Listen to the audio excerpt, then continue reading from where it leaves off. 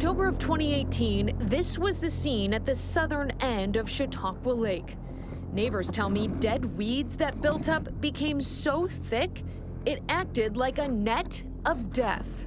You could see them just flopping around on top. Tens of thousands of fish died. It just broke our hearts. We don't want it to be a swimming pool, but we do want it to be a lake that's navigationable and fishermen can enjoy it. Kids can swim in it and just have a good time in the lake. This lake, unfortunately, is among the most impaired, and we've been on a journey to change that. Those weeds are problem number one here. Problem number two, harmful and smelly algae blooms. When the animals get into the lake, some of them can die from this, and humans shouldn't be near the harmful algal blooms either.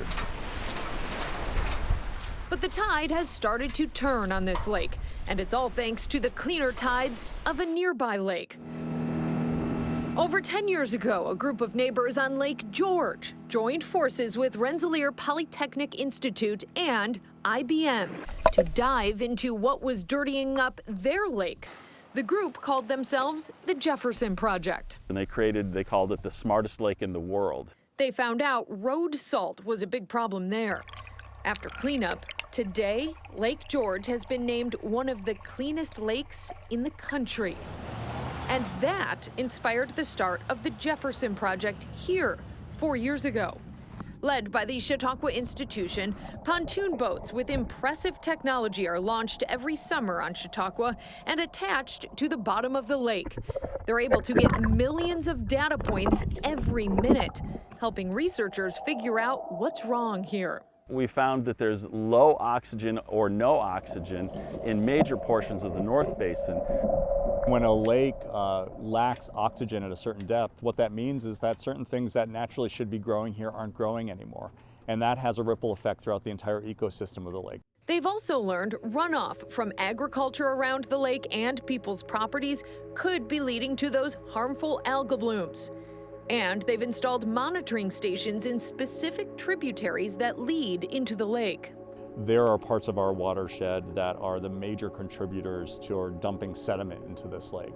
Through the Chautauqua Watershed Conservancy, we're working with private landowners now to do things like restore stream bed. It also has identified that the bottom actually has a wave associated with it, similar to what's on the top. And so when that wave brings up sediment from the bottom to collide with the silt that's coming off of the land into the lake, that's where we find an algal bloom. So far, all of this has cost about $6 million. But now neighbors are asking, what's the next step?